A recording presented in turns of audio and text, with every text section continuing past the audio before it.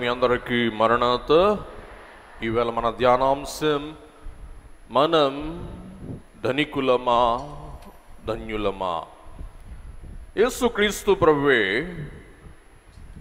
ఒక ధనికుని యొక్క సమస్యను బట్టి, ఒక ధనికుడు తనకు వేసిన ప్రశ్నను బట్టి ఒక చక్కని ఉపమానం ప్రభువే ఆ ధనికునికి సెలవిచ్చి,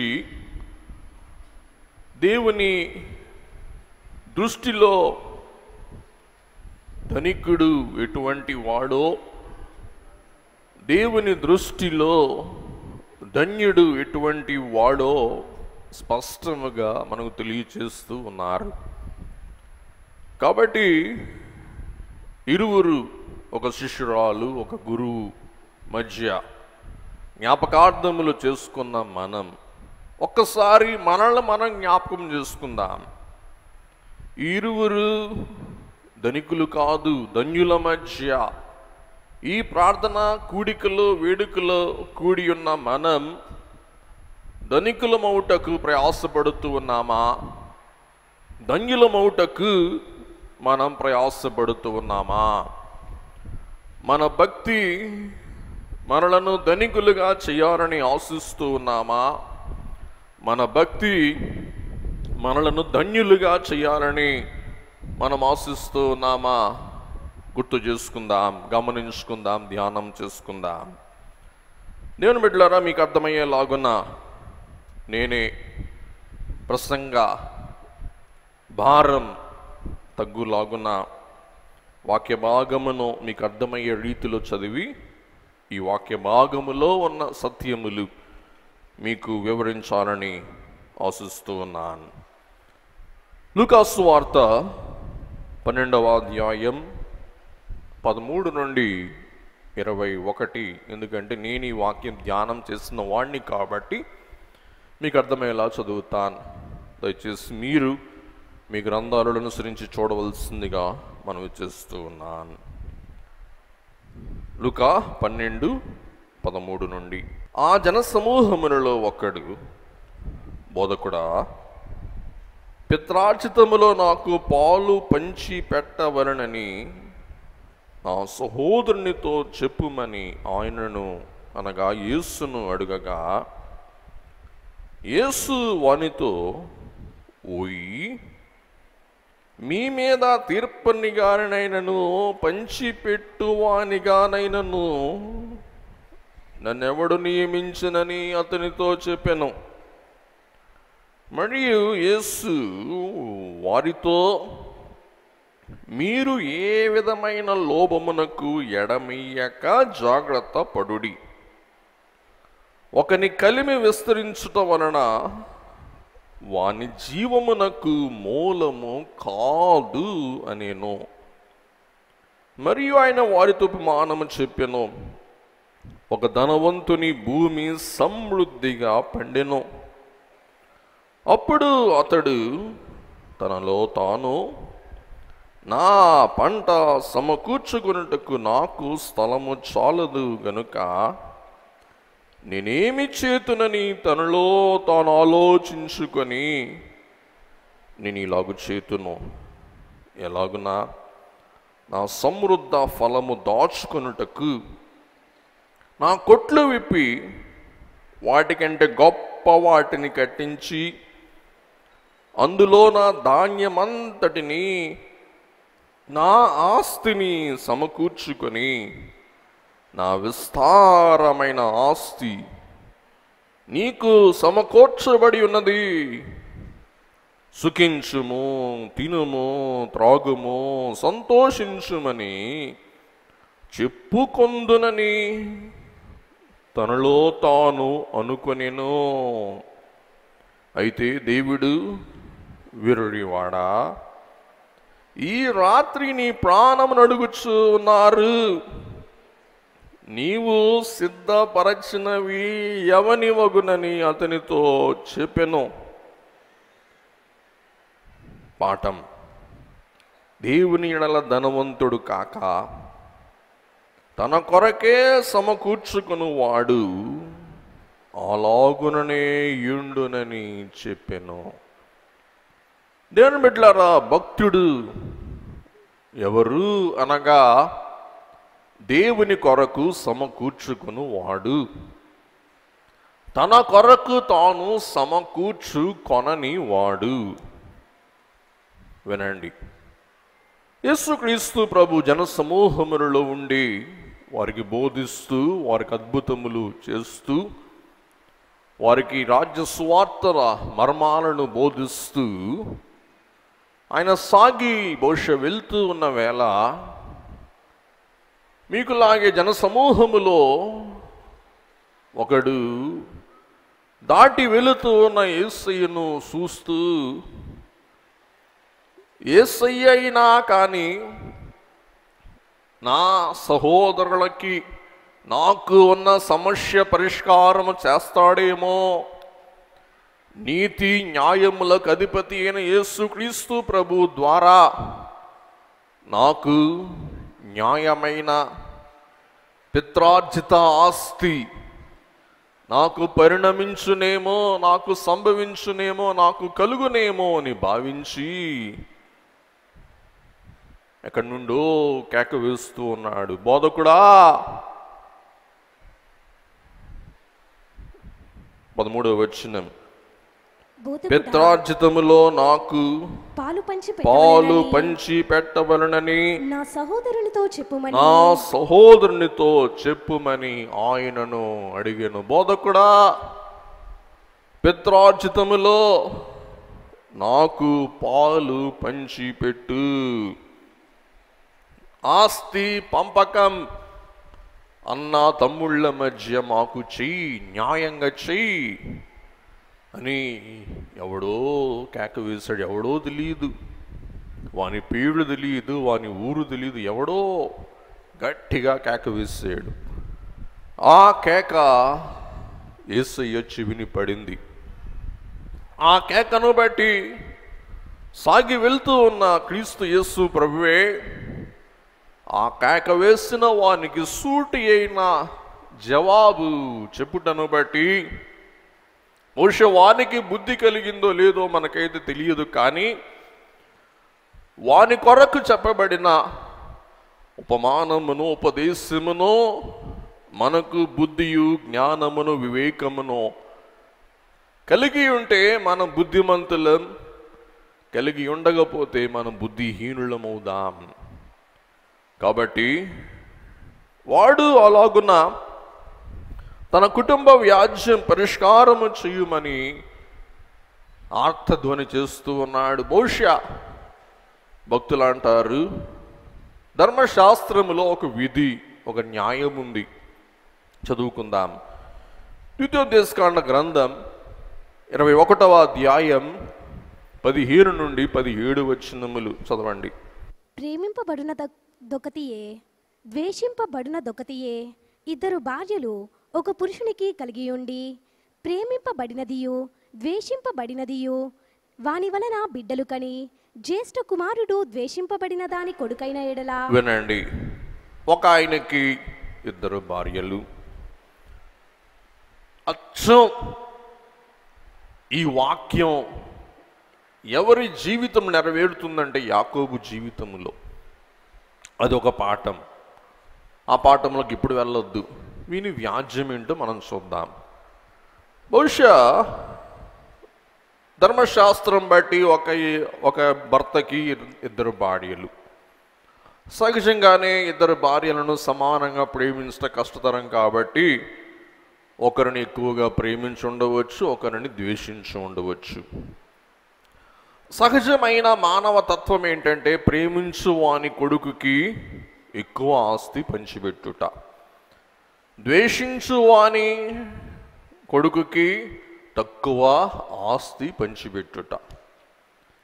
తప్పులేదు, వీని ద్వారానే ఇరువురు కనబడ్డారు. తండ్రి ఒకడే కానీ తల్లులు వేరు వేరు. ఒక తల్లి తండ్రి ద్వారా దేశింపబడుట పిల్లోడు చేసుకున్న పాపము కాదు. ఒక తండ్రి ప్రేమించిన కుమారుని బట్టి లేక ప్రేమించిన భార్యను బట్టి కుమారుని కంటం తద్వారా కుమారుని ప్రేమించటం కుమారుని తప్పు కాదు. అదే జరిగింది. యాకోబుకి 2 భార్యలు. ధర్మశాస్త్రం ఎలాగూ ప్రభువు బహుశా యాకోబు జీవితం బట్టి అమలు చేశారో మనకైతే అర్థం కాదు. కానీ 2 భార్యలు ఎవరండి యాకోబుకి? లేయా, రాహేలు. లేయా ద్వేషింపబడింది, రాహేలు ప్రేమింపబడింది. చూడండి, ద్వేషింపబడిన లేయాకి బిడల వెంట బిడలు దేవుడిచ్చి, యాకోబు ద్వారా ప్రేమింపబడిన రాహేలు గర్భం ఏమైపోయింది? గొడ్రాలి గర్భం, కనని గర్భం అయిపోయింది. కాబట్టి యాకోబు భర్త ప్రేమ ఉంది, కానీ భర్తను బట్టి తనకేమీ లేదు, సంతానము లేదు. బహుశా ఆ పరిస్థితి దేవుడు దృష్టిలో ఉంచుకొని, జ్యేష్ఠ కుమారుడు ద్వేషింపబడి దాన్ని కొడుకైన ఎడల తండ్రి తనకు కలిగిన దానిని తన కుమారులకు స్వాస్థ్యముగా ఇచ్చునప్పుడు ద్వేషింపబడిన దాని కుమారుడైన జ్యేష్ఠునికి మారుగా ప్రేమింపబడిన దాని కుమారుని జ్యేష్ఠునిగా చేయకూడదు. సరా, ద్వేషింపబడిన రూబేననండి, యోదానండి, వారిని పట్టించుకోవాలా. యాకోబు ఎవరిని ఎక్కువగా ప్రేమిస్తూ ఉన్నాడు? యోసేపును. కడికి యోసేపే ఏమైపోయాడు? ఎడమైపోయాడు. వినండి, దేవుని కాక దేవుని స్థానములో మరి దేనినైనా ఉంచినా దానిని దేవుడు మనకు ఎడం చేస్తాడంట. అందుచేత దేవుని స్థానం మన జీవితంలో మనం దేనికి ఎవరికి కూడా వేయకూడదు, ఆ పీట వేయకూడదు. బహుశా మొదటి సంతానమే దేవుడు రాహేలుకి ఇచ్చిండుంటే లేయా సంతానం ఏమైపోయేది? దరిద్రులు, దిగంబరులు అయిపోయేవారేమో. దేవుడు న్యాయస్థుడు, దేవునికి తెలుసు ఎవరికి ఎప్పుడు ఎలాగూ ఏమి ఇవ్వాలో, ఎవరికి ఎప్పుడు ఎలాగూ ఏమి ఇవ్వకూడదో ఎవరికి తెలుసు? దేవునికి తెలుసు. కాబట్టి సాతానైతే అడిగిందల్లా ఇచ్చుద్ది, కానీ మన తండ్రి మంచివాడు కాబట్టి తన మంచితనమును బట్టి ఏది ఎప్పుడు ఎట్లాగివ్వాలో అలాగూ ఇచ్చు తండ్రి అని మనం చూస్తూ ఉన్నాం. 17వ వచనం, ద్వేషింపబడిన దాని కుమారునికి తండ్రి తన ఆస్తి అంతటిలో రెట్టింపు భాగమిచ్చి వారిని జ్యేష్ఠునిగా ఎంచవలెను. ఎందుకనగా వీడు వాని బల ప్రారంభము గనుక ద్వేషింపబడిన దాని కొడుకునకే జ్యేష్ఠత్వ అధికారం ఇవ్వాలి. బహుశా ఇది అనుకుంటా సమస్య. బహుశా ద్వేషింపబడిన దాని కొడుకు కేకలేస్తూ ఉన్నాడు, బోధకుడా నాకు న్యాయం తీర్చు. బహుశా నేను ద్వేషింపబడిన దాన్ని కొడుకుని, మా నాన్న నాకు 2 ఆస్తి ఇవ్వాలా, మా అన్న నాకు 2 ఆస్తి ఇవ్వాలా. వీడికి ఎన్నంతల ఆస్తి పరిణమించింది? 1 అంతు. కానీ వీడేమడుగుతున్నాడు? 2 అడుగుతున్నాడు. ఈ మాటకు ప్రభు అంటూ ఉన్నారు ఏమని? నన్ను ఓయి మీ మీద వినండి. ఇంగ్లీష్ భాషలో, గ్రీక్ ఆదిమ భాష మనం చూసినట్లయితే ఈ మాట ఆంథ్రోపోస్ అంటే మనుష్యుడా, మానవుడా అనే మాటలోనే పరమబోధకుడైన క్రీస్తు యేసు ప్రభు ఒక దీర్ఘ అనుభవం, ఒక మర్మమైన అనుభవమును వ్యక్తము చేస్తూ ఉన్నారు. గమనించండి. హ్యూమస్ అనగా నేల. తెలుగు భాషలో మానవుడు అంటే ఎవడు? మన్ను నుండి తీయబడిన వాడు. ఓ మానవుడా, మన్ను నుండి తీయబడిన వాడా నీవు ఎప్పటికైనా ఏమవ్వాలా? మన్నైపోవాలా. ఎవరినైనా సరే మన్నుకి మనం ఏం చేయాలా? మన్నుగా అప్పచెప్పేసేయాలి. వారు మన్నులో నుండి వచ్చారు కాబట్టి మానక మరి ఎప్పటికైనా మన్నుకే వారిని ఏం చేయాలా? మనం సమర్పించేయాలా. ప్రభు తెలియజేస్తూ, ఓ మానవుడా, మన్ను నుండి తీయబడిన వాడా, నీకెందుకెంత ఆశ? నీకెందుకెంత కరువు? కడకి చేరవలసింది ఎక్కడికి? మన్నుకే కదా. మానవుడా, హ్యూమ్ అంటే నేల, మన్ను. హ్యూమన్ అంటే హ్యూమస్లో నుండి కలుగ చేయబడిన వాడు. మంటి మానవుడా, నీకెందుకు దురాశ? ఓయి మానవుడా, ఓయి అంటే మానవుడా, మనిషి, హ్యూమస్, ఆంథ్రోపోస్. ఓయి మీ మీద తీర్పనిగానైనను పంచిపెట్టువానిగానైనను నన్ను ఎవడు నియమించునని అతనితో చెప్పాను. దేవుడు నన్ను అభిషేకించి పంపించింది భూలోకానికి మేము రక్షించుటకు, మీకు స్వస్థత దయచేయుటకు, మీకు రాజ్య స్వార్థ ప్రకటించి పరలోక రాజ్యమునకు మేము వారసులుగా చేయుటకు నేను వచ్చాను. కానీ మీ ఆస్తి తగాదాలు నేను తీర్చుటకు రాలేదు. మీ ఆస్తి తగాదాలు నాకెందుకు? నేను పంపబడింది మానవుని రక్షించుటకు, అంతే తప్ప ఏం చీటుకు కాదు. గమనించండి, ఏం చీటుకు కాదు. మీ మధ్య పంచాయతీలు పెట్టడానికి కాదు. గమనించండి, ఈవేళ ఈ లోకములో ఎవరికి అప్పగింపబడిన వాడు చేస్తే, ఎవనికి అప్పగింపబడిన పని వాడు నిర్వహిస్తే లోకమంతా ఏమవుద్దండి? పరలోకముగా మారిపోద్ది. ఒక గృహిణి తన గృహ పనులు చేయాలి. ఒక బోధకుడు తన బోధ పని చేయాలి. ఒక బోధకునికి వ్యాపారం అనవసరం, అట్టహాసం అనవసరం. ఒక వైద్యునికి వైద్యమే శిరోధార్యం.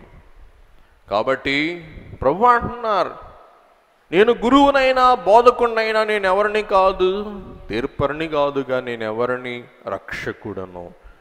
ఓయి మీ మధ్య, చక్కని మాట రాయబడుతుంది ఇక్కడ, గమనించండి. మీ మీద అంటే ఎవరి మీద? మీ ఇద్దరి మీద, అన్నాదమ్ముళ్ళ మీద. గమనించండి, భార్యాభర్తల మధ్య ఏయో మాటలు ఉంటాయి, విభేదాలు ఉంటాయి. కానీ మన బాధ్యత ఏంటి? ఏమన్నా పరస్పర విభేదాలు ఉంటే ప్రార్థన చేయాలా, ప్రోత్సహించాలా. కానీ మనం ఏం చేయకూడదు? అక్కడ నల్లగా నేసుకొని తీర్పు తీర్చని కూర్చోకూడదు. అది ఎవరి పని కాదు, మన పని కాదు. ప్రభు అంటున్నారు, నా పని మీ మధ్య ఆస్తి పంచిపెట్టే పని కాదు. గమనించండి, అది మనం గుర్తించాలి. మీ మీద తీర్పరిగా నానైనను, అలాగే పంచిపెట్టువానిగానైనను నన్ను ఎవడు నియమించలా. అభిషక్తుడనై ఉన్న యేసును రక్షించటకు వచ్చి ఉన్నానని చెప్పి, మరియు ఆయన వారితో ఇలాగు చెప్పాను, మీరు ఏ విధమైన లోభమునకు ఎడమీయక జాగ్రత్త పడుడి. ఒకని కలిమి విస్తరించుట వాని జీవమునకు మూలము కాదు. ఇక్కడ ముఖ్యమైన మాటలు ఉన్నాయి, గమనించండి. ఒకటి, జాగ్రత్త. గమనించండి, ఆయన వారితో మీరు ఏ విధమైన లోభమునకు ఎడమీయక జాగ్రత్త పడి. కొన్ని తర్జుమాలు ఏం చెప్తాయి అంటే, నేను మీకోసం చదువుతాను ఇంకొక వర్షన్. ఆ తర్వాత వాళ్ళతో అంటే ఎవరితో? అన్నదమ్ముళ్ళతో. బహుశా ఇక్కడ మనం రాయబడాలి అన్ని ఆటలు రాస్తారు చెప్పండి బైబిల్లో. వాడు వస్తా చేయబట్టుకొని ఎవరిని తెచ్చి ఉంటాడు? అన్యాయం చేసిన అన్ననో తమ్ముడినో తెచ్చుండి ఉంటాడు. అందుచేత ప్రభు అంటారు, ఓయ్ జాగ్రత్త, అత్యాశలకు పోకండి. ఏం చెప్పండి? అత్యాశలకు పోకండి.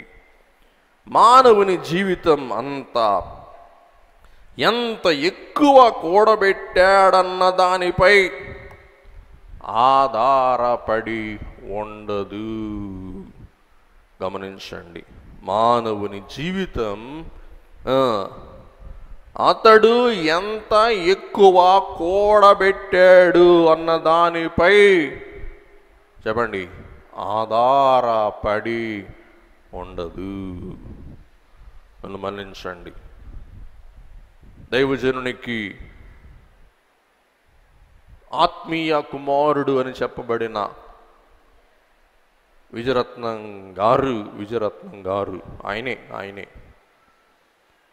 అమెరికా వెళ్ళాడు, బోల్డ్ డబ్బు సంపాదించాడు. ఎందుకో దేవుడు జ్ఞాపకం చేస్తున్నాడు, బోల్డ్ డబ్బు సంపాదించాడు. మొన్న ఎవరో చెప్పాడు, బయల్ మిషన్ మహాసభలకు వచ్చి వెళ్ళాడిపోయాడంట. ఈ ఆధ్యాత్మిక ఆస్తి చెందవలసిన నేను డాలర్ల కోసం నేను ఆశించి ఏమైపోయాను, భ్రష్టుడనైపోయానని బాధపడ్డారంట ఆ పెద్ద ఆయనే. కడకి ఆయన మరణిస్తే రోడ్డు మీద పెట్టాడంట.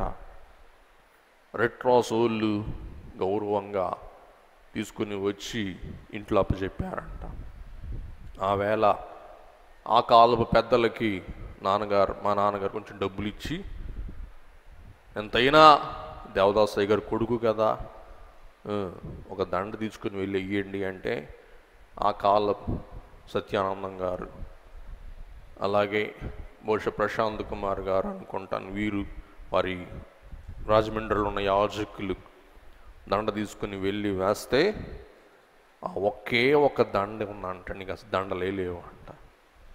చూసారా, అంత జీవితం జీవించి రాజమండ్రిలో తెలుస్తుంది ఆయన ఆస్తులు, కూడబెట్టిన ఆస్తులు ఇంత అంతా కాదు. రాజమండ్రి నడిబొడ్డులో, దానమాయపేటలో అటువంటి నడిబొడ్డులో కొన్ని ఎకరాల భూమి ఉంది ఆయనకి. కానీ ఆయన మరణించిన తర్వాత ఏమీ లేదు, ఆయన పార్థివ దేహం మీద ఒకే ఒక దండ అంట. చూసారా, ఎప్పుడు చెప్పండి. మరి మొన్న సోమవారం మంగళవారం దండలు, ఇక దండలు ఏం చేయాలో మాకు అర్థం కాని పరిస్థితి. ఎందుకు? కాబట్టి అమ్మగారిని మీరు ప్రేమించింది ఆస్తిపుర్రాలనా, ధనికురాలనా, లక్షాధికారనా, కోటీశ్వరురాలనా, బంగారం ఉందని,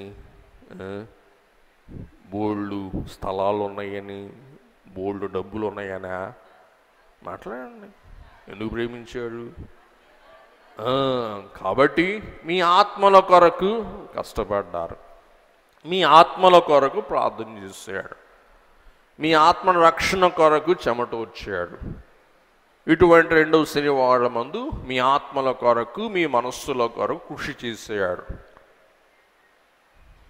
అవునా? కాబట్టి ఇది స్పష్టంగా ప్రభువు మాట మీకు తేట తెల్లంగా అర్థమవటానికి, మనలో ఉన్న ఒక తెర విడిపోవటానికి ఈ ఉపమానం ఎందుకో ప్రభు నడిపింపు దయచేసి నేను ఆశ్చర్యపోయాను. కాబట్టి అమ్మగారి ఆస్తి ఆధ్యాత్మిక ఆస్తి కానీ ఐశ్వర్య ఆస్తి ఇవ్వండి కాదు. అలాగే దైవజనుడు కూడా. మన అంతరంగ భావములు ఎలాగున్నాయి, మన మనస్సులు ఎలాగున్నాయి గ్రహించుకుందాం. నేను బిడ్డలారా, అత్యాశలకు పోకండి. లోభము అనే మాటకు పర్యాయ మాట కక్కుర్తి. ఏం చెప్పండి? కక్కుర్తి. కక్కుర్తి అంటే ఏంటి? ధనము కొరకు కక్కుర్తి. కక్కుర్తి అంటే ఏంటి? తగని పనికి పాల్పడటం. ఏం చెప్పండి? తగని పనికి పాల్పడటం. తగని చేయకూడని పనికి పాల్పడటమే ఏమంటారండి? కక్కుర్తి. కక్కుర్తి. అలాగే డబ్బు, ఇతర వస్తువులపైన, బంగారం పైన, వేరే ఆస్తులపైన చూపించే అత్యాశ. ఏ ఆశ అండి? అత్యాశ.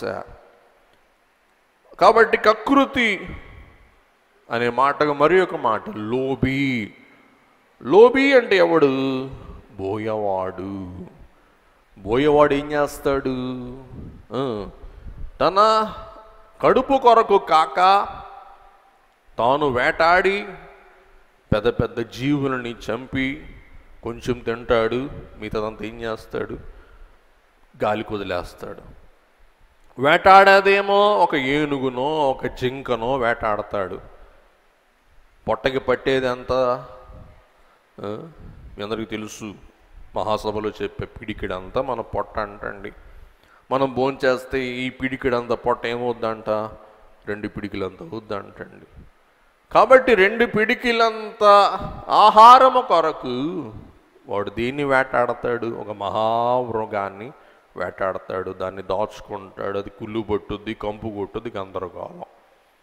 కాబట్టి లోబి అంటే బోయవాడు, లోబి అంటే కక్కుర్తి పడేవాడు అని అర్థం. ఇంగ్లీష్ భాషలో అంటారు watch and keep your selves from covetousness. అపేక్ష, కక్కుర్తికి మీరు ఎడముగా ఉండండి, దూరముగా ఉండండి. కకృతి పడేవాడికి తోటి మానవుని పట్ల మర్యాద ఉండదు, గౌరవం ఉండదు, జాలి ఉండదు, దయ ఉండదు. వాని యొక్క నిత్య ఆశ, అభిలాష ఏం చెప్పండి? ధనము పోగు చేసుకునుట, కూడబెట్టుకునుట, సమకూర్చుకునుట అని మనం చూస్తూ ఉన్నాం. అందుకే ప్రభు అంటూ ఉన్నారు 15వ వచనం, మరియు ఆయన వారితో లోభమునకు, మీరు ఏ విధమైన లోభమునకు ఎడమీయక జాగ్రత్త పడుడి, జాగ్రత్త పడుడి. ఇది వెనకాల వచ్చింది ఇంగ్లీష్ భాషలో, ముందే జాగ్రత్త, చూసుకోండి. ఒకని కలిమి విస్తరించుట వానికి జీవమునకు మూలము కాదు అనేను. గమనించండి, మిమ్మల్ని మాట అడుగుతున్నాను, మీరు అందరూ జవాబు చెప్పాలి. చెప్తారా చెప్పడా? చెప్పండి. మాట్లాడట్లా మీరు, గట్టిగా చెప్పండి. చెప్తారా చెప్పడా? కోటి ఉన్నవాడు, ₹1 ఉన్నవాడు 100 ఏళ్ళు బతుకుతాడని, ₹1000 ఉన్నాడు 40 ఏళ్ళే బతుకుతారని లోకంలో ఏమైనా ఒక ఆధారం ఉందా? చెప్పండి. లేదు. ₹1 ఉన్నాడు 100 ఏళ్ళు బతకొచ్చు, 20 ఏళ్ళు బతకొచ్చు, 40 ఏళ్ళు, 70 ఏళ్ళు బతకొచ్చు. ₹1 ఉన్నాడు.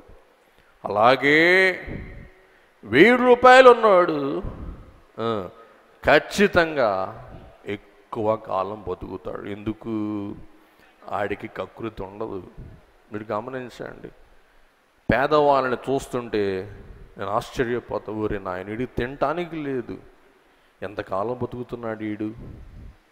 వినండి, కొవ్వు పట్టినోడు, కకృతి ఉన్నాడు, లేని అవసరం లేని చెత్త చెదారం అంతా తిని బలుస్తాడు.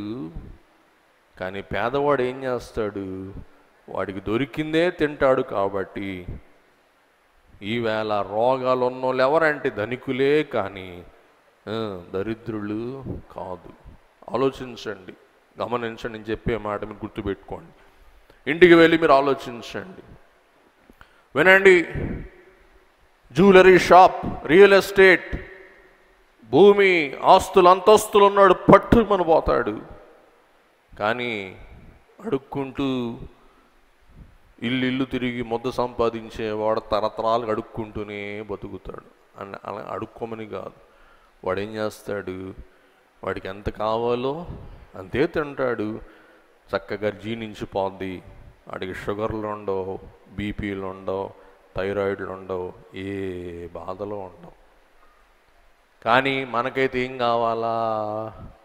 నూనెలు, వేపుళ్ళు, కారాలు, మసాలాలు, ఇవన్నీ కలిపి కొడితే తప్ప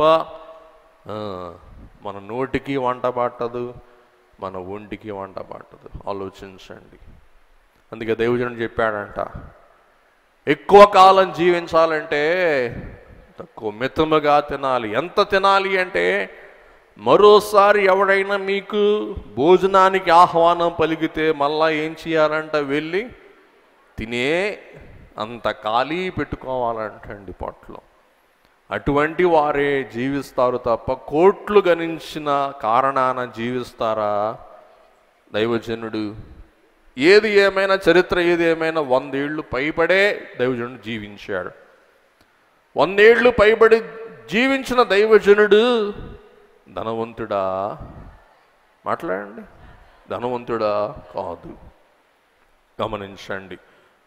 కాబట్టి యేసుక్రీస్తు ప్రభువు అంటారు, మీరు సమస్తమైన కకృతికి దూరంగా ఉండండి. కకృతి, లోభత్వము, శరీరేచ్ఛ, శరీర ఫలము. అందుకే గలతీ పత్రికలో మనం శరీర ఫలములు మనం చూస్తూ ఉంటాం. శరీర ఫలాల్లో ఒక ఫలం ఏం చెప్పండి? కరుబోతనం, కకృతి. దేని మీద కకృతి? రకరకాల కకృతులు కొంతమందికి ఉంటాయి. ఒకరికున్న కకృతి ఇంకొకరికి ఉండదు. కొంతమందికి నగల మీద కకృతి, కొంతమందికి దస్తావేజుల మీద కకృతి, కొంతమందికి తిండి మీద కకృతి, కొంతమందికి సీరల మీద కకృతి. చూసారా, ఒక బీరువా నిండా సీరలు ఉంటాయి, బతుకు కాలం అంతా గడిచిపోద్ది బీరువా సీరలతో. ఇంకా ఏం చేయాలా? ఇంకో బీరువా. ఆ బీరువా కూడా 2 బీరువాలు చూసి 2 తరాలకు సీరలు సరిపోతాయి. అయినా కానీ ఇంకొక బీరువా, 3 బీరువాలు అయిపోతాయి. ఆ గది నిండిపోద్ది. ఏం చేయాలా? ఇంకా కొనే చీరలకి ఇంకొక గది, ఇంకొక ఎక్స్ట్రా బీరువా. 4 బీరువాలు అయినాయి. సరిపో. చూసారా, చీరల కకృతి. ఏం చేయాలా? చీరలు పెంచుకో. ఒక్కొక్క కకృతికి ఇంకొక కకృతికి తేడా, చాలా వ్యత్యాసం ఉంటుంది అన్నమాట. గమనించండి. కాబట్టి కొంతమందికి ఫోన్ల కకృతి. పాత ఫోన్ బాగానే ఉంటుంది, బాగానే పనిచేస్తుంది, కానీ ఏం చేయాలా? కొత్త మోడల్ వచ్చింది, కొత్త మోడల్ ఏముండదు, శుద్ధపప్పు శుద్ధ దండగా, అది కొనుక్కోవాలా. కొత్త మోడల్ కార్ వస్తుంది, ఏముండదు. దానికి కొంచెం ఏదో పెయింట్ మారుస్తారు, ఇంకేదో చేస్తారు. Model A5, S5, B6, A6 అంటారు. కొనుక్కోవాలి. అందుకే ప్రభువు అంటారు, సమస్త కకృతికి మీరు దూరంగా ఉండండి. హెబ్రీ పత్రిక 11వ అధ్యాయం 24, 25 వచనములు. మోషే పెద్దవాడైనప్పుడు విశ్వాసమును బట్టి ఐగుప్తు ధనము కంటే క్రీస్తు విషయమైన నింద గొప్ప భాగ్యమని ఎంచుకొని అల్పకాలము పాపభోగము అనుభవించుట కంటే దేవుని ప్రజలతో శ్రమ అనుభవించుట మేలని యోచించి. గమనించండి. మోషే పెద్దవాడు, పెద్దవాని మనస్సు మోషే మనస్సు కకృతి ఉన్నవాని మనస్సు కాదు. అలాగునని ధనాపేక్ష, అలాగే విలాసాపేక్ష ఉన్నవాని మనస్సు కానే కాదండి. అందుచేత విశ్వాస యోధుడై ఉన్న మోషే పెద్దవాడైనప్పుడు తాను పేదవానిగా ఉండి ఇశ్రాయేలీయులైన వారితో ఉండటానికి ఇష్టపడ్డాడు తప్ప తాను ఫరో కుమార్తె యొక్క కుమారుని అనిపించుకున్నట్టుకు తాను ఏమాత్రము కూడా ఇష్టపడలేదు. కాబట్టి మోషే ధన్యుడయ్యాడు. ఒకవేళ మోషే ఫరో ఆస్తిని పోగు చేసుకుని ఫరో ఆస్తితో వెర్రవీగి బహుశా ఒక ఫరో వలె మిగిలిపోయి ఉండుంటే, ఒక ఫరో యొక్క కుమారుని వలె మనవుళ్ళ వలె మిగిలిపోయి ఉండుంటే మోషే ఏనాడో కాలగర్భంలో కలిసిపోయేవాడు. ఈవేళ మోషేను మనం ఇంకా రాబోయే తరతరాలు ధ్యాపనం చేసుకుంటారు, ధ్యానిస్తారంటే మోషే ఏం చేశాడండి? అల్పకాలము పాప భోగం అనుభవించుట కంటే దేవుని ప్రజలతో నింద అనుభవించుట మేలని తలంచెను. అందుచేత ఏమయ్యాడండి? మోషే గొప్పవాడయ్యాడు. వినండి, మనం ఉన్నవాడు అనిపించుకోవాలా లేక అయి ఉన్నవాడు అనిపించుకోవాలా? ఆలోచిద్దాం. ఇంగ్లీష్ భాషలో అంటారు, your life is not what you have. నీకు ఏది కలిగిందో అది నీ జీవితము కాదు. Your life is who you are. నీవు ఏమై ఉన్నావు. వినండి, ఒక మంచి సంఘటన చెప్తా. ప్రభు సంఘటన మనం జ్ఞాపకం చేసుకునే ముందు ఒక మంచి సంఘటన మీకు చెప్తా. ఒక జాలరి సముద్ర తీరాన ప్రశాంతంగా కూర్చొని వల వేసి చేపలు పట్టి చేపలన్నీ తాను గ్రేడ్ చేసుకుంటున్నాడంటండి. గ్రేడ్ చేసుకుంటుంటే నాబోటి చదువుకున్నవాడు విద్యావంతుడు వాని దగ్గరికి వచ్చి, ఓ చేపల జాలరి, ఏం చేస్తున్నావు? చూస్తున్నావుగా నేను పట్టిన చేపలన్నీ ప్రశాంతంగా గ్రేడ్ చేసుకుంటున్నాను. చేపలు పట్టినాక ఏం చేస్తావు? నేను పట్టణానికి వెళ్ళి అమ్ముకుంటా, డబ్బులు వస్తాయి. ఏం చేస్తావు? డబ్బులు తెచ్చి కూరగాయలు పప్పు దినుసులు కొనుక్కుంటా. సాయంకాలం అయిన తర్వాత మావిడికి ఇస్తా. మావిడ చక్కగా వండి పెట్టుద్ది, పిల్లలతో చక్కగా ఆరు బయట చందమామ కింద నక్షత్రాల కింద కూర్చొని ప్రశాంతంగా భోంచేస్తాం. తర్వాత ఏం చేస్తాం? చక్కగా కళ్ళబొల్లి మాటలు చెప్పుకుంటాం. సరదాగా ఈ సముద్రం గాలిలో నేను కుటుంబం కలిసి 4 అడుగులు వేసి తినదరిగిన తర్వాత ప్రశాంతంగా గుడిసులోకి వెళ్ళి నిద్రపోతాం. పిచ్చోడా, నేను MBA చదువుకున్నవాడిని, నేను మహాజ్ఞానవంతుణ్ణి. నువ్వు చేసే పని అవివేక పని, పిచ్చ పని. నేను సలహా చెప్తా, విను. నేను కొన్నితో పార్ట్నర్ అవుతా, పద. ఏం చేద్దాం? నువ్వు పెట్టే చేపలతో మనం సూపర్ మార్కెట్ పెడదాం. ఆ సూపర్ మార్కెట్లో బోల్డ్ డబ్బులు వస్తాయి. ఆ సూపర్ మార్కెట్ డబ్బులతో మనం ఒక హ్యాచరీస్ పెడదాం. హ్యాచరీస్ పెట్టిన తర్వాత అది ఇంకా విస్తరిస్తుంది. విస్తరించిన తర్వాత మనం లోన్ తీసుకుందాం, ఇంకా పెద్ద బోట్లు కొనుక్కుందాం, పెద్ద షిప్పులు కొనుక్కుందాం. అప్పుడు మన కంపెనీ ఇంకా పెద్దదైపోద్ది.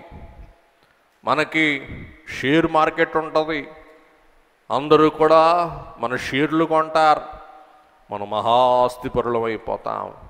ఇంకా చెప్పు చెప్పు చెప్పు చెప్పు అంటూ చెప్తానే ఉన్నాడంటండి. అయిపోయింది. ఇదంతా అవటానికి, అంత కుబేరుణ్ణి అవటానికి ఎంతకాలం పట్టుద్ది? ఎంతో కాలం కాదు, 15 ఏళ్ళు పట్టుద్ది అన్నాడంటండి. తర్వాత నీవు ఈ బీచ్ పక్కనే ఒక మంచి ఇల్లు కట్టుకొని నీ భార్య పిల్లలతో సంపాదించిన డబ్బులన్నీ బ్యాంకులో వేసుకొని నువ్వు హాయిగా విలాసంగా ప్రశాంతంగా నెమ్మదిగా జీవించవచ్చు అంటే ఈ జాలరన్నాడంట, 15 ఏళ్ళ తర్వాత నువ్వు చెప్పిన పని నేను ఇప్పుడే చేస్తుంటే నాకు ఎందుకయ్యా ఇవన్నీ? నేను ప్రశాంతంగా నా భార్య పిల్లలతో భోంచేస్తున్నా, ప్రశాంతంగా నిద్రపోతున్నా, ఏ సింత సీకు ఏ వేళ లేదు. 15 ఏళ్ళ తర్వాత మళ్ళా నువ్వు ఏదో చేసి ఏదో ఇస్తానంటున్నావు, అది ఈవేళే నాకు ఆనందంగా ఉంది, నీకు ఎందుకయ్యా నా బాధ? నీ దారిని నువ్వు పో, నా పని నేను చూసుకుంటానంట. కాబట్టి ఈ విద్యావంతుడు ధనికుణ్ణి చెయ్యాలని చూశాడు. ఎవరిని? జాలరిని. కానీ జాలరి ధనికుణ్ణి అవటానికి ఒప్పుకోలేదు. కానీ ఏమన్నాడు? నేను ధన్యుడిగానే జీవిస్తా. ధన్యుడు అంటే బ్లెస్సెడ్, సంతోషభరితుడు, ఆనందభరితుడు అని మనం చూస్తూ ఉన్నాం. దేవుని బిడ్డలారా, ఇక్కడ మీకోసం నేను చదువుతాను, వినండి. ఒకసారి బైబిల్ చూడండి. భూమి సమృద్ధిగా పండినప్పుడు అతడు నా పంట సమకూర్చుకున్నటకు నాకు స్థలము చాలదు గనుక నేమి సీతునని తనలో తాన్ ఆలోచించుకొని నేను ఇలాగు సేతును, నా కొట్లు విప్పి వాటికంటే గొప్ప వాటిని కట్టించి అందులో నా ధాన్యమంతటిని, నా ఆస్తిని సమకూర్చుకొని నా ప్రాణముతో, ప్రాణం అనేక సంవత్సరములకు విస్తారమైన ఆస్తి నాకు సమకూర్చబడి ఉన్నది, సుఖించుదుము, తినుము, త్రాగుము, సంతోషించుమని నేను చెప్పుకుందును అనుకొనేను. చూసారా, మీకోసం మీకు అర్థమయ్యేలాగా చదివా. నేను చదివిన దాంట్లో మీకు ఏం అర్థమైంది చెప్పండి, మాట్లాడండి. చూసారా, ఇంటికి వెళ్ళి చూసుకోండి, మీరు కూడా లెక్క పెట్టుకోండి. ఇప్పుడు లెక్క పెట్టుండరు. ఇంచుమించు యేసయ్య చెప్పిన ఉపమానములో ఇంగ్లీష్ భాషలో 21 సార్లు ఉంటాయంటండి. నా, నేను, నాకు. గమనించండి, ఈ లోక ఆస్తి పరులందరూ నా, నా, నేను, నాతో. కూర్చోండి, మా యాజకులైనా సరే కూర్చోండి. మా యాజకులైనా మాట్లాడే మాటలు, అయ్యగారు నేను చిచ్చి కట్టా, నేను స్థలం కొన్నా, నేను కారు కొన్నా, నేను ఇంకొక కారు కొనబోతున్నా. చూసారా, ఈ నా, నేను అనే దయ్యం పెట్టిన వాళ్ళందరూ తమ స్వీయ విలీనమైన వారు, స్వార్థభరితులు. అందరూ చెప్పండి, ఎవరు చెప్పండి? స్వార్థభరితులు. ఈ ధనికుడికి ఎంతసేపు తనతో తాను మాట్లాడుకుంటూ ఉన్నాడు, తనలో తాను మాట్లాడుకుంటూ ఉన్నాడు. ఈ ధనికునికి దేవునితో మాట్లాడటానికి సమయం లేదు. దేవునితో మాట్లాడటానికి వీలు లేదు. ఎందుకు? నిండా వాడికి వాడే మునిగిపోయాడు, వానిలో వాడే లీనమైపోయాడు, వానిలో వాడే విలీనమైపోయాడు. ఆలోచించు, నీవు ఎంతసేపు నా పిల్లలు ఏమవుతారో ఆలోచించొద్దంటలా. అందుకే ప్రభువు అంటున్నాడు, ఇందాక మనం చూసాం, వస్త్రము కాదు ముఖ్యం, శరీరం ముఖ్యం. పాప చదవండి. శరీరము కన్నా అంతటా ఆయన తన శిష్యులతో ఇట్లా నేను ఈ హేతువు చేత మీరు ఏమి తిందుమా అని మీ ప్రాణమును గూర్చి అయినను ఏమి ధరించుకుందుమా అని మీ దేహమును గూర్చి అయినను చింతింపకుడి. ఏమి తిందుమా, నా ప్రాణానికి ఏం కావాలా అని మీ పొట్టను గూర్చి అయినా, మీ ఒంటిని గూర్చి అయినా చింతింపకుడి. మన ఆలోచన ఎంతసేపు ఏం చెప్పండి? ఏం తిందాం, ఏం వేసుకొని తిందాం, ఏం కలుపుకొని తిందాం, ఏమి కలిపి వండుదాం. ఎంతసేపు ఇదే కదా. ఏమి ధరించుకుందాం, ఎట్లా ధరించుకుందాం, ఎప్పుడు ధరించుకుందాం, ఎట్లా కట్టుకుందాం, ఏం కట్టుకుందాం, కట్టుకుంది ఎట్లా ఉతుకుతాం, ఎట్లా ఇస్త్రీ చేద్దాం. అందుకు ప్రభు అంటారు, నీ దేహం ముఖ్యం కానీ నీ వస్త్రము ముఖ్యం కాదు. నీ శరీరం ముఖ్యం కానీ, లేకపోతే నీ ప్రాణం ముఖ్యం కానీ నీ తిండి ముఖ్యం కాదు. నీ దేహం ముఖ్యం కానీ నీ వస్త్రం ముఖ్యం కాదు. దేవుడు తిండి దయచేసింది మన ప్రాణం కోసం, దేవుడు వస్త్రం దయచేసింది మన దేహం కోసం. మనది మర్చిపోయి ఏం చేస్తాం? వస్త్రం కోసం ప్రాకులాడుతూ దేహాన్ని మర్చిపోతాం, తిండి కోసం ప్రాకులాడుతూ ప్రాణాన్ని మర్చిపోతాం. అందుకే వాడు అంటున్నాడు, నా ప్రాణమా తినుము తాగుము సుఖించుము. నా ఆత్మ అంటల్లా. గమనించండి, ఈ ధనికుడు మర్చిపోయిన అమూల్యమైన సత్యం ఏమనగా, మీకు అర్థమవుతాయని చెప్తా. కీర్తనలు 65:9-10. 65:9-10. నీవు భూమిని దర్శించి, దేవా నీవు భూమిని దర్శించి దానిని తడుపుచున్నావు, దానికి మహదైశ్వర్యం కలుగజేయుచున్నావు. నీవు బీడుబారిన భూమికి నీ దర్శనము ద్వారా మహదైశ్వర్యం, దేవా నీ దర్శనమే భూమికి మహదైశ్వర్యం కలిగిస్తూ ఉన్నది.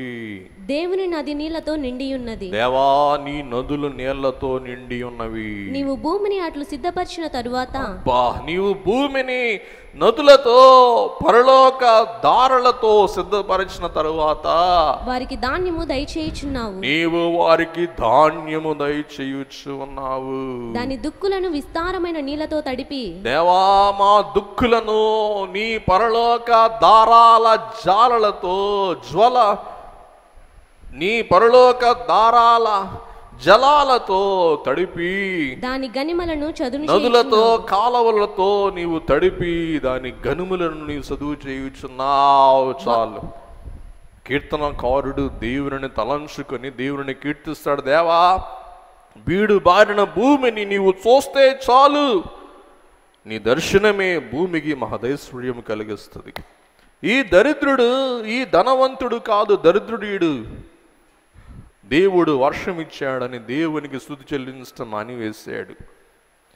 దేవుని మహదైశ్వర్యము ద్వారా తన భూమి పంట సమృద్ధి ఇచ్చిందని చెప్పిన విషయం తన మనస్సులోనే తాను విస్మరించి, నా పొలమా, నా ధాన్యమా, నా కుట్లు, నా గూళ్ళు, నా నా నా ఆలోచిద్దాం.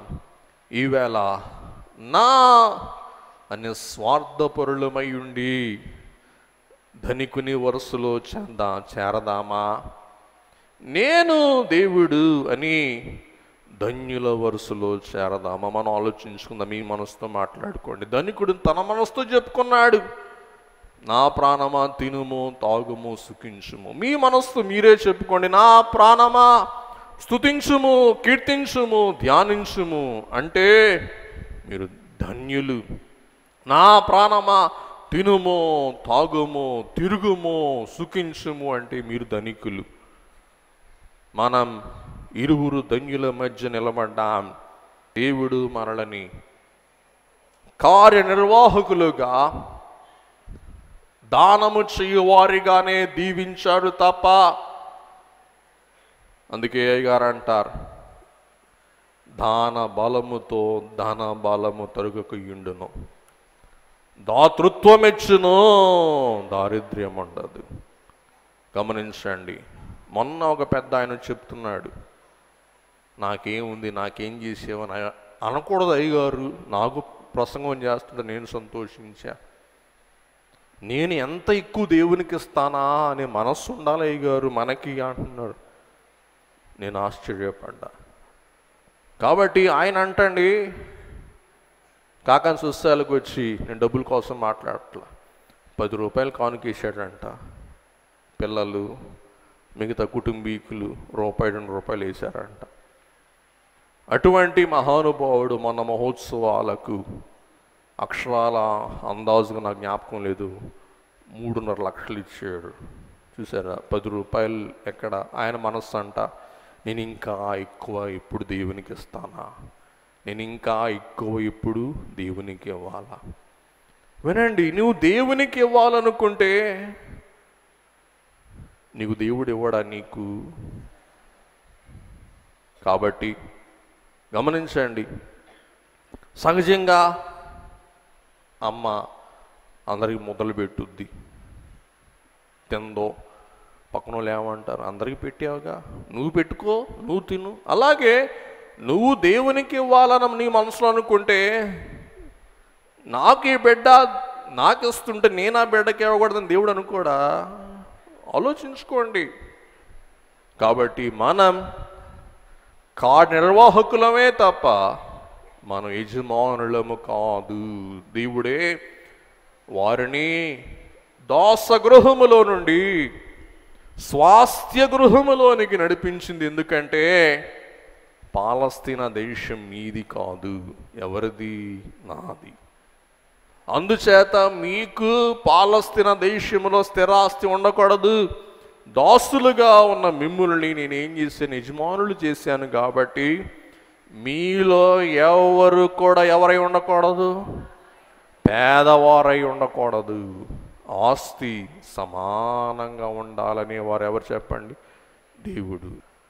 మరి మా నాన్నగారు ఈ పాఠం చక్కగా వివరించేవారు. మరి నేను మర్చిపోయానులేండి.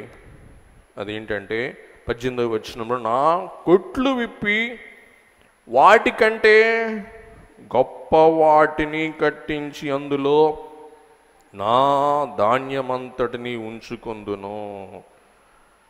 పిల్లరా, ఇక్కడ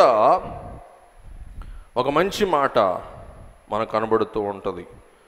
ఆ మాట ఏమనగా 20వ వచనం, వెర్రివాడా, ఈ రాత్రి నీ ప్రాణము అడుగుచున్నారు. ప్రాణాన్ని ఏం చేస్తారంటండి? అడుగుచున్నారు. ఎవరు అడుగుచూ ఉన్నారు? కాదు కాదు కాదు కాదు కాదు కాదు ఎవరైతే వీని ద్వారా అన్యాయం పొందారో, ఎవరైతే వీని ద్వారా తృణీకరింపబడి తిరస్కరింపబడ్డారు. ఉదాహరణకి వీడు ఎవడికి పెట్టలా, ఆడు చచ్చిపోయాడు అనుకుందాం.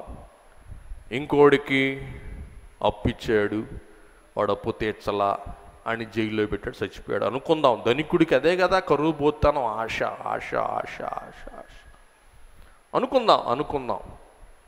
వీడు అప్పు కట్టను వాడిని జైల్లో పెట్టించాడు, వాడు జైలు దిగులేసు చచ్చిపోయాడు.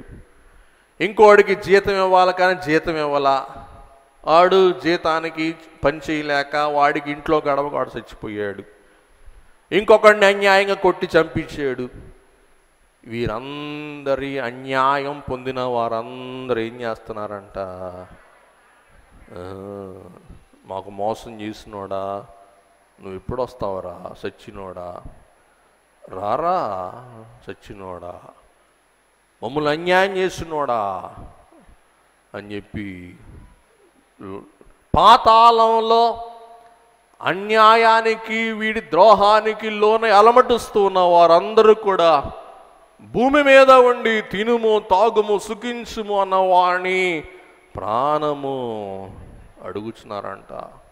మమ్మల్ని తినకుండా మమ్మల్ని యాతన పెట్టి మమ్మల్ని చంపిన మూర్ఖుడా, నువ్వు కూడా రారా మాతో పాలు పంచుకోరా అని వారు ఏం చేస్తున్నారంట అండి? రారా మాతో కూడా రారా అంటున్నారంట. వినండి, మహాసముందు చెప్పాలనుకుని చెప్పలేకపోయి ముగించేస్తాను. ఒకనొక ధనికుడు ఇట్లాగే ఉన్నాడు అంటండి. వానికి ఒక దాసుడు ఉన్నాడు అంటండి. ఆ దాసునికి పాపం ఏమీ లేదు, తినటానికి లేదు, ఉండటానికి లేదు, ఏమీ లేదు. వీనికి సరిగ్గా జీతం కూడా ఇవ్వడా అంటండి. వాని ఇంట్లో చాలా అవసరం వచ్చింది, వాడికి డబ్బులు కావాలి, డబ్బులు ఇవ్వట్లా. ఇటు చెప్పాడంట, యజమాని దగ్గరికి వెళ్ళి తన ఆసామి దగ్గరికి వెళ్ళి, ఆసామి నాకు చిన్న కోరిక ఉంది, నువ్వు అండర్ గ్రౌండ్లో బంగారం నగలు కట్టలు డబ్బులు దాచిపెట్టుకున్నావుగా, అది చూపిస్తే నీకు 1000 రూపాయలు ఇస్తానన్నాడంట. నువ్వు దాచిపెట్టుకున్నా, కూడగట్టుకున్నా, పోగు చేసుకున్నా ఆస్తి నేను చూసి వస్తా అంతే. నేనేం తీసుకోను, నువ్వే నా ఎమ్మటి రా, నేను చూసి వస్తా. చూసి వచ్చినందుకు నీకేమిస్తా? 1000 రూపాయలు ఇస్తా. ఈడ 1000 రూపాయలుగా కక్కుర్తి పడి 1000 రూపాయలు ఎందుకు పోగొట్టుకోవాలా, నాకు 1000 రూపాయలు ఊరకనే వస్తున్నాయి అని చెప్పి ఇవరా ముందు అడ్వాన్స్ 1000 రూపాయలు తీసుకెళ్ళాడంట. చూడు నా బంగారం చూడు, నా వెండి చూడు, నా డబ్బులు చూడు, నా ఆస్తి చూడు, నా బంగారం అన్నీ చూపించాడు. ఈడు బయటకు వచ్చి అన్నాడంట, ఓ ఆసామి నీకంటే నేను ఇంకా గొప్ప యజమాని అన్నాడంట. ఏరా ఎట్టగైపోయావురా, నువ్వు యజమాని అట్టవయ్యావురా, నీది అనుకున్నావా? విను, నువ్వు నీ డబ్బులు చూసి సంతోషిస్తున్నావు, నేను నీ డబ్బులు చూసి సంతోషించా. ఇక నీకు నాకు తేడా ఏముంది? నువ్వు ఏది చూసి సంతోషిస్తున్నావో నేను కూడా ఏం చేశాను, అదే చూసి సంతోషించి బయటకు వచ్చా. ఇక నీకు నాకు వ్యత్యాసం ఏముంది? ముగించేసుకుందాం. దేవుని బిడ్డలారా, ముగింపులో ధనికునికి ధన్యునికి ఉన్న వ్యత్యాసం. యోబు గ్రంథం 17వ అధ్యాయం 13-14 వచనాలలో మనం చూస్తే, ఆశ ఏదైనా నాకుండిన ఎడలా, యోబు గారు అంటారు, నాకు భూలోకములో ఆశ అంటూ ఏదైనా ఉంటే పాతాళము నాకు ఇల్లు అను ఆశయే. పాతాళము నాకు ఇల్లు అను ఆశయే. ఇంకా నాకు ఈ లోకములో ఆశ అంటూ ఏమీ లేదు. గమనించండి, ప్రతి వారి మరణావస్థలో ఉండే ఆలోచనే ఇది. ఏంటి ఆలోచన? ఇక ఈ లోకములో ఆశ అంటూ నాకు చెప్పండి ఏమీ లేదు. ఏంటి నా ఆశ? నేను ఇక పాతాళానికి. అందుచేతనే మనలో జీవం ఉన్నప్పుడే, మనకు ఆరోగ్యం ఉన్నప్పుడే, మనకు శక్తి సామర్థ్యం ఉన్నప్పుడే మనం దేవుని కొరకు పని చేయుట మనకు ఆశీర్వాదకరం. తోటి వారిని ప్రేమించి మనం ధన్యులమవుట మనకు దీవెనకరం. చదువుకుందాం 14వ వచనం. నీవు నాకు తండ్రివని గోతితోను, నీవు నాకు తల్లివని చెల్లెలవని పురుగుతోను నేను మనవి చేయుచున్నాను. గమనించండి, ఈడు ధనికుడు అంటాడు, నా కొట్లు పెంచుకుంటా, నా స్టోర్ హౌసెస్, నా గోడౌన్లు పెంచుకుంటాను అంటే భూమి మీద కింద అంటున్నారంట, పాడోడా నువ్వు బిల్డింగులు కట్టుకోవటం ఏంట్రా, నువ్వు సమాధి కట్టుకో. సమాధి కట్టించుకొని నీ టైం అయిపోయింది. సమాధి కట్టించుకొని ఏమను, కుళ్ళుతో నా తండ్రివి నీవు, పురుగుతో నా సెల్లివి నీవు, ఎందుకంటే నీ ప్రాణమును నేడు అడుగుచు ఉన్నారు. యోబు గ్రంథం 27:19-23. వారు ధనము గలవారై పండుకొందురు గాని మరలా లేవరు, కన్నులు తెరవగానే లేకపోవుదురు. భయములు జల ప్రవాహముల వలె వారిని తరిమి పట్టుకొనును. రాత్రివేళ తుఫాను వారిని ఎత్తుకొని పోవును. కీర్తనలు 39:6. మనుషులు వట్టి నీడ వంటి వారు తిరుగులాడుదురు. వారు తొందరపడుట గాలికే కదా. వారు ధనము కూర్చుకొందురు గాని అది ఎవరికి చేచిక్కునో తెలియదు. వారు ధనం పోగు చేసుకుంటారు గాని వారికి ఎవరికి చేచిక్కునో వారు ఎరుగరు. మరి లూకాసు వార్త 12:33 దీని పాఠం. మీ కలిగిన వాటిని అమ్మి ధర్మము చేయుడి. పాత గిల్లని సంచులను పరలోకమందు అక్షయమైన ధనమును సంపాదించుకొనుడి. అక్కడికి దొంగరాడు చిమ్మెట కొట్టడు. ధన్యులైన వారు పరలోకములో ధనము కూర్చుకుంటారు. వారు అక్కడ కూర్చుకున్న ధనమునకు పరలోక ధనాగారమునకు దొంగలుండరు, చిమ్మెట్లుండవు. నీ ధనం ఎక్కడ ఉండునో అక్కడ నీ హృదయము కూడా ఉండును. దేవుని బిడ్డలారా, మత్తయి 6:20, టైం లేదు ముగించేస్తున్నాను. మత్తయి 6:3, ఎఫెసీ 1:3 నుండి 6 చదువుకోండి. దేవుడు మనలను ఎలాగున క్రీస్తు యేసు ప్రభువును బట్టి ధనికులుగా చేశాడో ఈ వాక్యం మనకు సెలవిస్తూ ఉంది. మరి టైం ఒత్తిడిని బట్టి నేను స్పీడ్గా వెళ్తున్నాను. ఒక ముఖ్యమైన మాట చదువుకుందాం. 1 తిమోతి పత్రిక 6వ అధ్యాయం 6 నుండి 10 వచనములు. ఇంకోసారి చెప్తున్నా, 1 తిమోతి 6 నుండి 10 వచనములు. దయచేసి అందరం చదువుకుందాం. సంతుష్టి సహితమైన దైవభక్తి గొప్ప లాభ సాధనమై ఉన్నది. మనం ఈ లోకములోనికి ఏమీయూ తేలేదు, దీనిలో నుండి ఏమీయూ తీసుకొని పోలేదు. కాగా అన్న వస్త్రములు గలవారమై ఉండి వాటితో తృప్తి పొందియుందుము. ధనవంతులగుటకు అపేక్షించు వారు శోధనలోను, ఉరిలోను, అవివేక యుక్తములను, హానికరములునైనా అనేక దురాశలలోనూ పడుదురు. అట్టివి మనుషులను నష్టములోను, నాశనములోను ముంచివేయును. ఎందుకనగా ధనాపేక్ష సమస్తమైన కీడులకు మూలము. కొందరు దానిని ఆశించి విశ్వాసము నుండి తొలగిపోయి నానా బాధలతో తమ్మును తామే పొడుచుకొనిరి. వినండి ఒక్క మాట, తర్వాత మీ సెల్ ఫోన్ రెడీ చేసుకోండి. ధనవంతులు ఎవరు, ధన్యులు ఎవరో మనం చూసి ముగించుకుందాం. ధనికులు ఎవరు, ధన్యులు ఎవరు? మీ సెల్ ఫోన్ రెడీ చేసుకుని ఒక్క మాట. ధనికుని స్వభావం ధనమందల విశ్వాసం, దేవుని యందు కాదు. సామెతలు 18:11. 2, ధనికుని స్వభావం దేవుని రాజ్య ప్రవేశం దుర్లభం. ధనికునికి దేవుని మీద, దేవుని రాజ్య సంబంధమైన కోరికలు కానీ, ఆశ కానీ, విశ్వాసము కానీ, నిరీక్షణ కానీ ఉండదు. 3, పేదలను తిరస్కరించుచు అణచివేయును. కొంచెం హడావుడిగా వచ్చాను. పేదలను తిరస్కరించుచు అణచివేయును. యాకోబు 5:1 నుండి 5. కొంచెం తర్వాత దిద్దుకోండి. పెద్దలను బాకండి, పేదలు. నెక్స్ట్ 4, తాత్కాలిక క్షయ ఐశ్వర్యంపై వారు దృష్టి సాధించుదురు.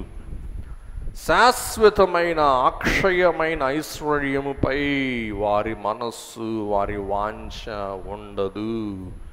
మత్తయి 6:19. నెక్స్ట్, ఆత్మీయ సంపద విషయములో వారు పేదవారు, వారు దరిద్రులు. ప్రకటన 3:17. నెక్స్ట్, ధన్యుని యొక్క స్వభావం దేవుని ధర్మశాస్త్రమందు అనుదినము ఆనందించుదురు, అభయం పొందుదురు. కీర్తన 1:1-2. నెక్స్ట్, దేవుని యందు నమ్మిక, ధనమందు నమ్మిక కాదు. ఇర్మియా 17:7. ధన్యుని స్వభావం. నెక్స్ట్, దాతృత్వమును కనికరమును గలవారు. దాతృత్వమును, పేదల పట్ల కనికరమును గలవారు ధన్యులు. 41వ కీర్తన మొదటి వచనం. నెక్స్ట్, నీతి కొరకైన ఆకలి దప్పిక గలవారు ధన్యులు. నీతి కొరకైన ఆకలి దప్పిక గలవారు ధన్యులు. మత్తయి 5:6. అంతేనండి. 5, శ్రమల శోధనల కాలమందున విశ్వాసమును భక్తియు కలిగి జీవించువారు ధన్యులు. యాకోబు 1:12. అంతేనా? రైట్. మరి ఒకటి, ధన్యుని స్వభావం దేవుని రాజ్యమును దేవుని నీతిని వెదకుదురు. మత్తయి 6:33. రైట్, చెప్పేసేయండి. మనము ధనికులమా ధన్యులమా? మీరు ధనికులు కాబట్టి మీ నోరు పిగలట్లా, మీ మనస్సు ఒప్పుకోవట్లా. నువ్వు ఎట్ట మాడతావు? నువ్వు ధనికుడు అయ్యుండి ఎంతసేపు నీ వాంఛ డబ్బు మీద, బంగారం మీద, చీరల మీద, కారుల మీద, సెల్ ఫోన్ల మీద ఉండి ఎట్ట మాడతావు దేవుడి మందిరంలో? వదిలేసేయండి, గతం వదిలేసేయండి. ఇక మీదట మనం ఏమై ఉందాం? ఇద్దరి మధ్య మనం ఉన్నాం. ఇటు చూస్తే ఒకరున్నారు, ఇటు చూస్తే ఇంకొకరున్నారు, ఇద్దరి మధ్యలో ఉన్నాం. చెప్పేసేయండి, మనం ఈ వేళ నుండి 7, 9 మధ్యలో 8వ తారీఖులో ఉన్న మనం ధనికులమౌటకు కష్టపడదామా ధన్యులమౌటకు కష్టపడదామా? పురుషులారా, మీ స్వరం నేను వినలా. ధనికులమౌటకు ప్రయాసపడదామా ధన్యులమౌట ప్రయాసపడదామా? అట్టి ధన్యత ప్రభు మనం దయచేయును గాక.